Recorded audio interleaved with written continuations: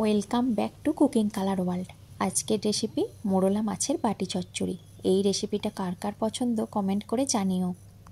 রেসিপিটা যেহেতু আমি কড়াই বানাবো, তাই কড়ায় অল্প সর্ষের তেল দিয়ে ভালো করে মাখিয়ে নিলাম। তারপর একদম সরু সরু করে কেটে রাখা আলু, পেঁয়াজ, রসুন, কাঁচা লঙ্কা আর টমেটো দিয়ে দিলাম। এইবার আগে থেকে ভালো করে পরিষ্কার করে ধুয়ে রাখা মোরলা মাছগুলোও দিয়ে দিলাম। তারপর মিক্সিতে বেটে রাখা সর্ষে আর জিরে দিলাম, আর পরিমাণ মতো হলুদ গুঁড়ো, লবণ, কাশ্মীরি লঙ্কার গুঁড়ো আর মশলার বাটিটা ধুয়ে অল্প জল দিয়ে সব কিছু ভালো করে মেখে নিচ্ছি।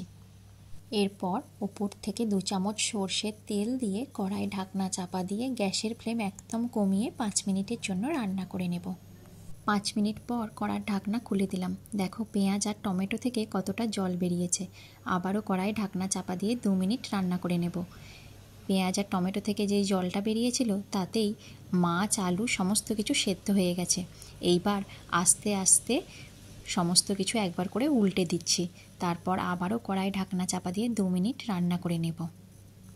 আমি যেহেতু মোরলা মাছের বাটি চচ্চড়িটা ভাজা ভাজা বানাতে চাইছি, তাই একবার করে কড়ার ঢাকনা খুলে দিয়ে মাছগুলো উল্টে দিয়ে আবারও কড়াই ঢাকনা চাপা দিয়ে 1-2 মিনিট রান্না করে নিচ্ছি।